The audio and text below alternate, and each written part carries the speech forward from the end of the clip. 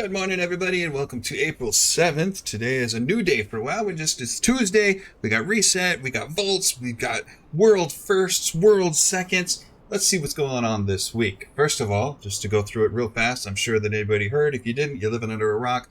Liquid took world first yesterday, and later last night, Echo picked up world second. So congratulations to both guilds for absolutely plowing through one of the hardest bosses that WoW has ever seen. I know it went well into the 400s of pulls. It was like 400 something odd pulls, which is just insane. Congratulations to both guilds for getting it down. This week in WoW, we have several things happening. We have, well, let's pull up the calendar. We'll show you what's happening.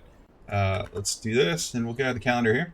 So first off, we have the Noble Garden event, which is going on and has started. That will be running throughout the week until next Monday. So be sure that you're grabbing your eggs and doing what you need there. We will put out a video for Noble Garden probably tomorrow or later today to kind of go over the event in full. But what you really need to know is you can get pets, you can get transmog, you can get all kinds of achievements, and of course the achievement for the event itself, which would later lead to a mount if you do all of the achievements. So be sure to get the Noble Garden event done if you haven't done it. It's pretty quick, it's pretty easy, you just gotta grab some eggs and you're good. Oh, and there's a boss that you can do down the street from Oakramar if you're Horde, or outside of Stormwind if you're Alliance. So be sure to get that done. Like I said, video will be out later kind of going over the whole Noble Garden event as whole, so make sure to tune into that if you would like. Alongside that, we also have the Dark Moon Fair, which will be going on until the 12th, which would be next Sunday. So make sure that if you haven't gotten to do that, you swing down to the Dark Moon Fair. Make sure to do your profession quests. If you've got professions, if you're into any kind of crafting, if you're leveling tunes, you can go down there and make sure you get your reputation bonuses, your experience bonuses, so that you can just do that a little bit faster. It's easy enough to do. Just talk to the guy in Orgrimmar and you're there. Boop. So, or again, Stormwind if you're Alliance. So, easy enough. Make sure you get the Dark Moon Fair stuff done. We also have the world boss this week is named Thorn Balan. You can find him in Herondar. Make sure you go over and swing over and do that. Make sure you grab your loot from him if you haven't done that already. What else is happening this week? We also have the PvP Brawl is still going on, and we have the Midnight Dungeon event. So, you know, if you get to when you get to the end of any of the Midnight Dungeons, you'll get an extra item at the end for this week. So make sure you're doing your dungeons and getting through those if you still need gear from the dungeons. And of course your Mythic Pluses if you need Mythic Pluses and whatnot like that. So that's pretty much it for what is going on this week. There was also some class tuning that happened this last week. Let me just grab my notes here so I can go over that. On the 3rd, we had some class tuning happening. So with the class changes, we had a hot fix come out on April 3rd. Going over some of the class changes that happened. These are just some small fixes, and there were some dungeon fixes as well. These have been out for a little bit, so if you know about these, you can just kind of go through to the next section where I'm talking about what happened this morning. But if not, what happened on April 3rd, we had some changes to the Unholy Death Knight where they resolved an issue with Petrify that was not functioning on the Ick and Krek fight. It will now work correctly. And on Midnight Season 1, the 4-set bonus, Blighted, can no longer be canceled. So you don't have to worry about that getting canceled. For Druids on Restoration, Reforestation will no longer stack while you're out of combat in raid instances. For Warlocks and Destruction, with Diabolist, they fixed an issue where the Eye Explosion would not activate from a Chaos Bolt, so now it will. They also fixed some things in some delves. In the Sunkiller Stadium, you'll no longer get teleported out if you die after defeating the boss. So you'll be able to collect your loot.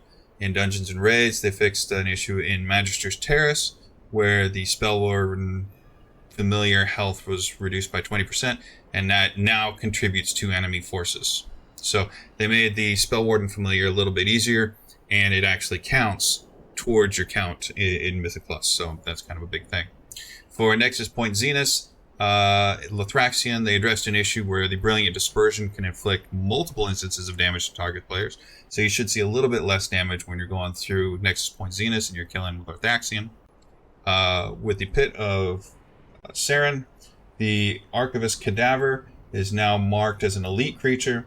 Its damage and health are unchanged. It now has a mana bar, and the visual effects and size are adjusted to improve visibility. So that's there for you. For Skyreach, they improved visibility of Sun Talon when affected by a mark of death. And on Rookren, they addressed an issue where Screech can be triggered when it is in melee combat with a player. They also made some changes to the raid, the Voidspire raid. In Veracius, they made it a little bit easier to see the impact zones when you're killing them. So the purple circle is a lot brighter purple. You should be able to see it. And they also fixed how it was not accurately reflecting when he would slam down his fist. You could be like just slightly outside the circle and still take damage. That's now correct. If you're outside the circle, you're not going to take damage. So as long as you're outside the circle, just make sure you're good. On Veilgore and Ezrak, they improved the clarity of the dread breath on people. Essentially what that means is now when you get targeted for the dread breath, you get a red arrow above your head. It literally is right there. You can't miss it. It says you're the one that's targeted. Get it out of the raid. Easy enough. For the Light Blinded Vanguard, they improved the visual clarity of the Avenger's Shield and Death Toll, so you should be able to see that a little easier. And they resolved an issue where Death Toll could actually hit players multiple times. So even if you get hit by it, it should only be once now. You shouldn't have to worry about it. They also fixed an issue with the Sundaughter Hatchling, if you have that. So, fair enough.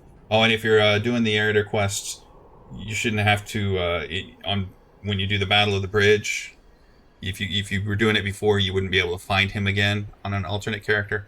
Now you should. They fixed that, so it's kind of character specific. So that's what was happening on April 3rd.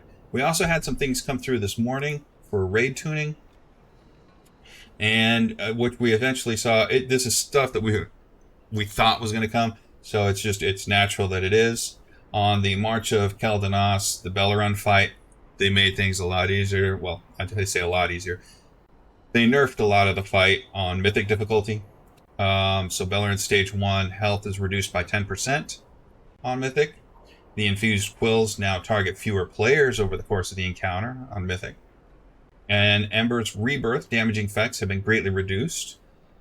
Guardian's Edict now empowers Bellerun's damage by 20% on all difficulties.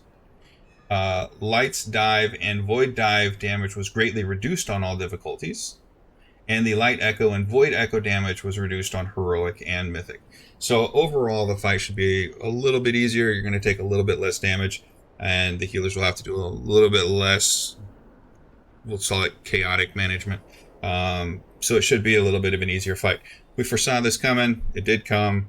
We'll see how it plays out, and how we see the changes when we go through the raids this week.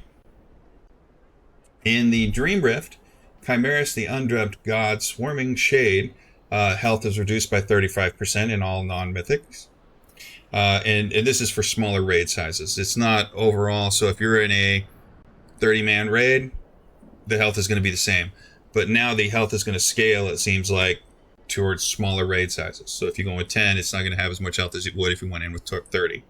The Haunting Essence health has been reduced by up to 29% in Stage 1 for smaller raid sizes.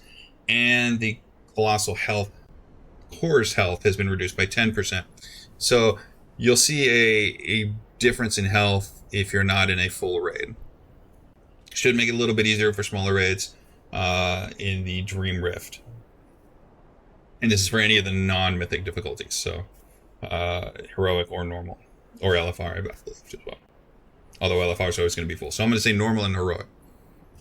The Voidspire, Veilgore and Ezrak, saw a little bit of a nerf to them as well. They reduced the number of players needed to fully reduce Gloom's power by 1 on heroic difficulties and normal difficulties. So instead of 4, you should only need 3 people to soak that, and that should take care of everything there. And they reduced the Void Orb health by up to 10% as group sizes decrease from 30 to 10.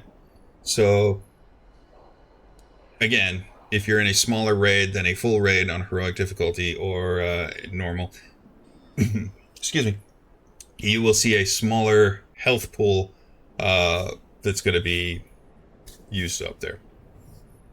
For Light Blinded Vanguard, the trample damage has been reduced by 50%. And so just watch for the elephant. It won't do as much damage as it did before. So again, just a little bit of a nerf. And then on Crown of Cosmos, we again saw a bunch of changes for raid sizes. It's kind of been the overall theme this week, is that if you're in it on a smaller raid, you won't have to do, or you will see a smaller health pool, smaller amounts of damage for the raids. So the 3 ads at the beginning have all had their health reduced by 14% for smaller raids. Alaria and the Rift Sanctum's health has been reduced by 10% for smaller raids. The Null Corona Healing Absorb has been reduced by 24% for smaller raids. And the Void Expulsion damage reduced by up to 10%. The Cosmic Barriers damage was reduced by up to 10%. And the Gravity Collapse damage was reduced by up to 12%. I don't know if this means that if you go in with 29 people, the fight is just going to be that much easier, or if there's a certain number that needs to be hit. But as long as you're in a non-mythic raid that is not full, you should see these numbers. So the fight should be a little bit easier. Anyway, that's it for the raid changes this week and the dungeon changes. There wasn't a huge list of patch notes. It was mainly just what you saw here for these different raid sizes, and of course the Beleren nerf that we all foresaw was coming. Hey, welcome back, guys. I hope you got everything you needed out of the raid tunings and the class tunings, and I hope that everything was good for you guys and that you found something that will help you guys out in the future with your raids or your class. With that being said, that kind of concludes it for everything that's happening this week in WoW. Just a small side note, you should be up to 6 crests this week. And also the cap of heroic quests and their crests and myth crests are up to 400. So hopefully you're able to get everything you want crafted and done this week as well. If you made it this far, just leave us a quick like or a subscribe. Leave us a comment and then, say hi or something. But I hope you guys have the best of luck this week. I look forward to seeing you guys next week for the next update. Have a great one, guys.